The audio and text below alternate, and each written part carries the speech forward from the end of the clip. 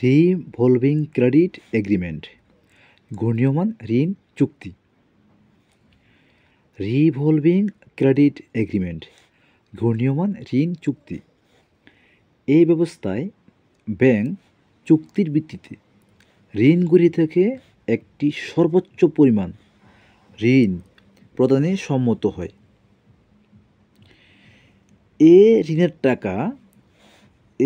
টাকা সাধারণত একাধিক দফায় উঠানো হয়ে থাকে, মানে একাধিকবার টাকা তোলে। সর্বোচ্চ বরাদ্দকৃত ঋণের যত টাকা প্রকৃতপক্ষে উঠানো হয় তার উপর সুদ দিতে হয় এবং অবশিষ্ট অব্যবহৃত ঋণের টাকার উপর কমিটমেন্ট ফি বা প্রতিশ্রুতি ফি প্রদান করতে হয়। তো এখানে সূত্র হচ্ছে ইন্টারেস্ট প্লাস সিএফ ভাগ হচ্ছে ইউআরসি ইন্টু 100। এখানে আয় হচ্ছে ইন্টারেস্ট অন ইউজ লোন, আপনি যে যতটুকু লোন ইউজ করবেন তার উপর আপনাকে সুদ দিতে হবে। CF commitment fee on আনইউজ loan. URC used revolving credit বা ব্যবহৃত ঋণ। যদি আমি একটা অঙ্ক করাই তাহলে বুঝবেন।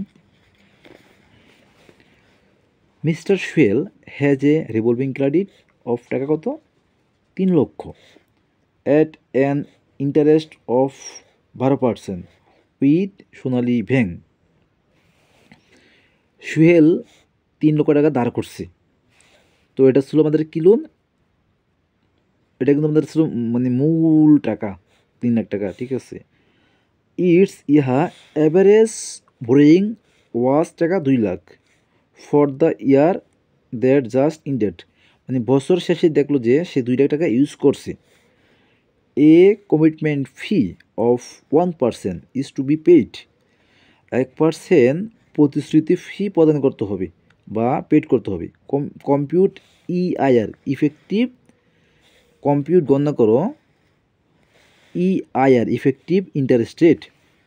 তো সূত্রটা হচ্ছে এরকম যে ইন্টারেস্ট প্লাস সিএফ কমিটমেন্ট ফি ভাগ হচ্ছে ইউআরসি বা হচ্ছে এখানে দেখতে পারেন যে ইউজ লোন, যদি লেখেন যে ইউজ লোন ইউএসইডি ইউজড লোন লেখেন তাহলে হবে use loan interest plus CF into 100, এটা লিখলেও হবে। তো মূলত আমরা সুদ দিব কিসের উপর, যে ব্যবহৃত ঋণের উপর সুদ দিব। তো আমি লোন ইউজ করছি কত 2 লাখ, তো 2 লাখ টাকার সুদ 12% আসে 24,000 টাকা। আর লোন ছিল কত 3 লক্ষ টাকা, আমাদের ছিল গ্যারান্টেড লোন, ইউজ করছি কত 2 লাখ, তাহলে বাকি টাকা কত আরও 1 লাখ। তো আমরা এখানে সিএফের মানটা অবশ্যই আমরা কিনবো যে আনইউজ যে লোন আছে ওটার উপর ধরবো। তো 3 লাখ থেকে 1 লাখ, 3 লাখ থেকে তুমি 2 লাখ বিয়োগ করো, আসে 1 লাখ, 1 লাখের 1% আসে 1,000 টাকা আসে। আর এখানে ইউজ লোন কত আছে 2 লাখ, তো মানগুলো বসাও 24,000 প্লাস 1,000 ভাগ 2 লাখ ইন্টু 100 আসে কত 12.5%। আশা করছি বুঝতে পারছো।